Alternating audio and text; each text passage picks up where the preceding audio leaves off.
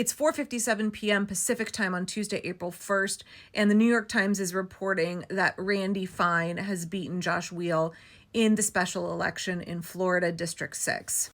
Now, they are not showing any results for District 1, where Gay Valamont is running. I just want to say something here really quickly, and please don't let this read as like an I told you so, because that's not my intent at all. But we knew going into both of these races that they were Hail Marys. They were incredible long shots in two of the most deeply red, House districts in the entire country. And I know that there were Democratic strategists and folks running those campaigns that were on social media making it sound like we were going to flip the House. And I absolutely appreciate the optimism, and I understand why, under the current circumstances, we had to give everything we could to try. And I know you need to build optimism, you need to be positive, you need to have people feel encouraged and activated. But I was frustrated watching a bunch of the campaign rhetoric on TikTok because I think a lot of people thought that the odds of winning both of these districts were much higher than they actually were. And I think it's important that we don't give people false hope. I think a lot of people felt very burned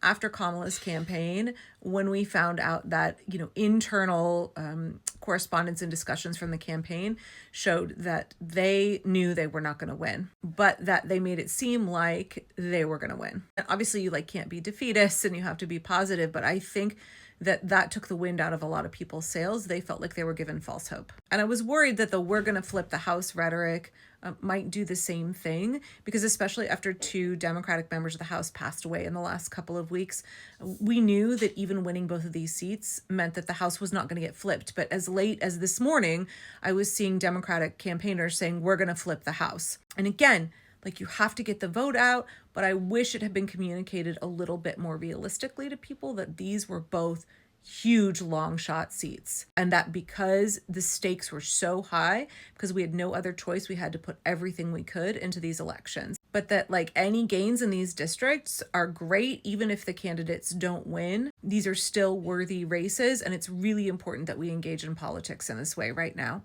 As of right now, I'm looking at the New York Times website with 88% of the votes in District 6. Josh Weil is behind by 10 points. In November's general election, the Republican candidate won by 30 points. So for Josh to close that gap by 20 points is absolutely, I hate to use the overused word, unprecedented. That is pretty freaking unbelievable to close the gap in a matter of months by 20 points. And so even though it appears that he has not won, I want folks to find encouragement in that the effort to get out the vote, the effort to change hearts and minds, to educate voters was not a wasted effort. As I am sitting here filming, about 10% of the votes have come in for Gay Valamont's race in District 1. As I'm sitting here filming, it's now 5:02 p.m. Pacific time.